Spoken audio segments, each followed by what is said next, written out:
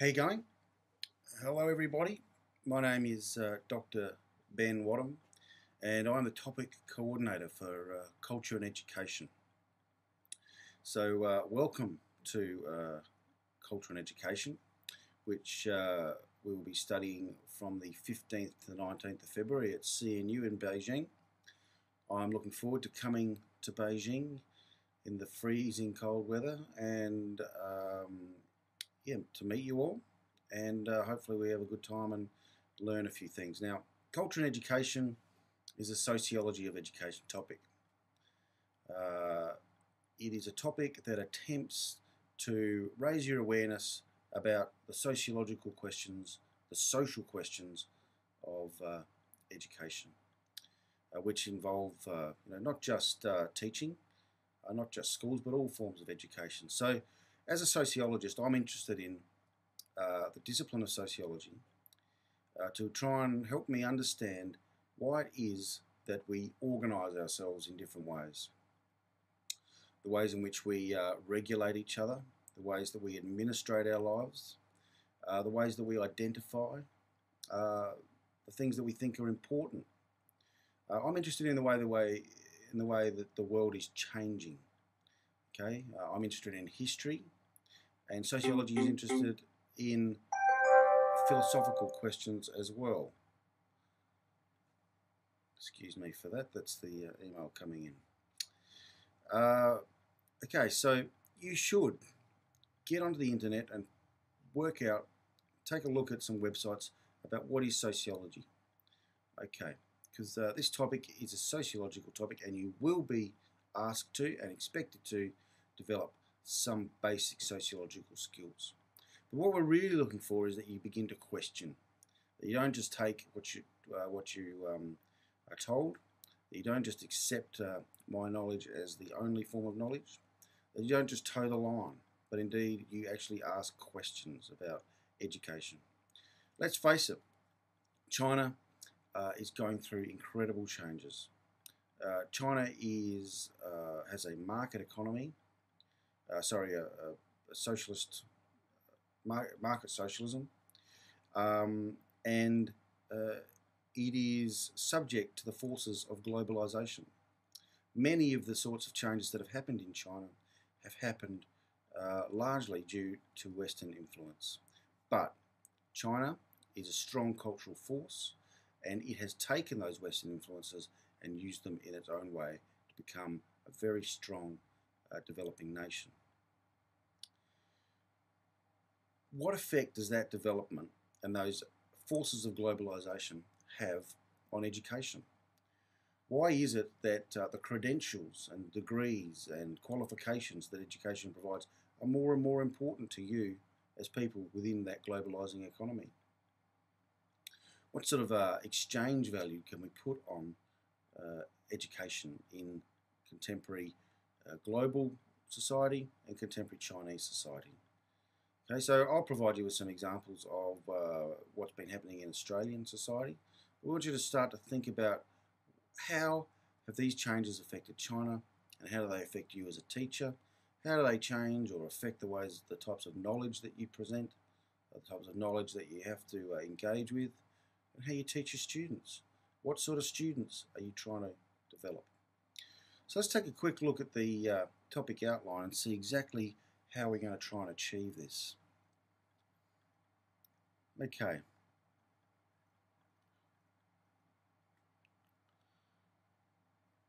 First of all, as I said, I am the topic coordinator. And I have an offsider, someone that helps me, and her name is Samantha Schultz. Sam is a PhD student. She has a degree in education here in Australia, and she's had some teaching experience. She's an excellent university teacher and an excellent PhD student. Okay. All right, so there are 4 pieces of assessment in this topic. First is what we call the preparatory period. Okay, so assignment 1 is based around this work. In this assignment, if we go down to where we are, bottom of page 7, you'll see that it's about preparing you so that when you come to the topic in February, you will have some idea about what is sociology, what is culture, why we use this approach to try and understand education and social change. It's worth 20%. It's about 1,500 words equivalent. Excuse me. It's due on the first day of the topic.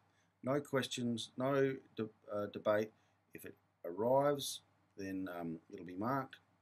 If it doesn't arrive, then no excuses. Okay, you won't get a mark for that piece of work. The second piece of assessment is a group assignment. You have some time during the week to work as a group to develop a presentation, a PowerPoint presentation.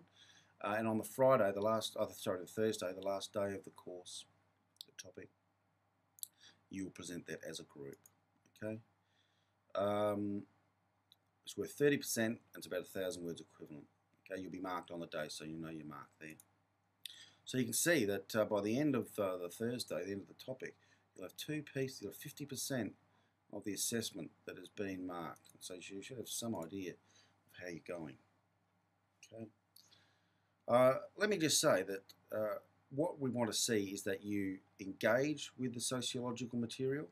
You are trying to use some of those sociological ideas, and you are trying to unpack what education is, showing some development of a critical way of thinking.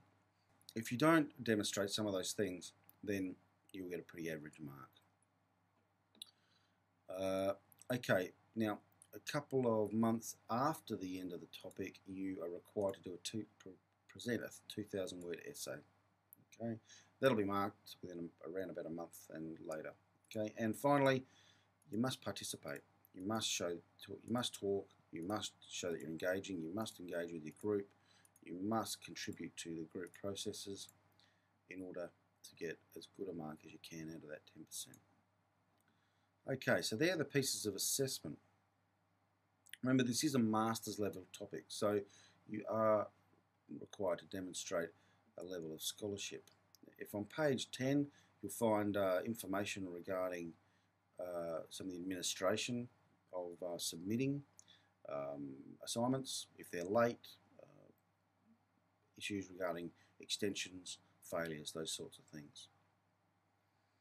Okay, on page 12 to 16, there's a bit of an outline of what we'll be doing, some of the questions that we'll be thinking about. Right, so this topic is run in a very participatory approach. So this is a very kind of open, social constructivist pedagogy. All right, so we want to draw on the sort of knowledge that you have from living in China. We want to draw on your experiences as teachers. We will give some lectures, okay, to present ideas, but then we want to see you actually working with those ideas. Really, the best way you're going to do well on this topic is to read. So look at these readings, find them on eReserve.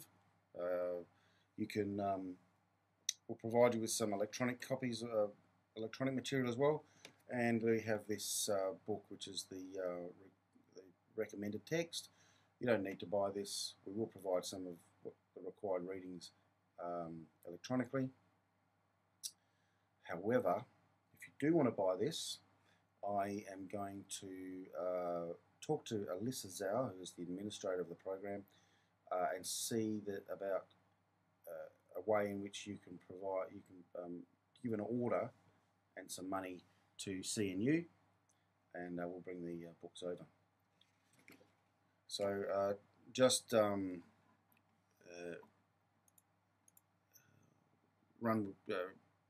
be patient with that one, because I have to try and work that out with Alyssa and CNU. Now you see here on page 17 we have an appendix. Now this is extra work that you may want to do. It is not assessed, okay? This appendix is not assessed, okay? But it could help you and guide you to be prepared for the topic, okay? The following appendix is additional readings, and as I said, if you want to do well on this topic, read, okay? Get a sense of what we are trying to do.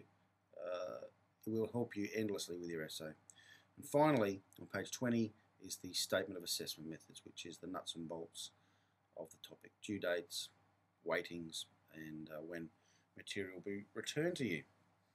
All right, so thanks for listening. Now I hope this little film has given you a chance to meet me and a chance to get a sense of what we will be doing in the topic and what the topic is about. And I hope it hasn't opened up too many questions for you, but rather helped you in some way.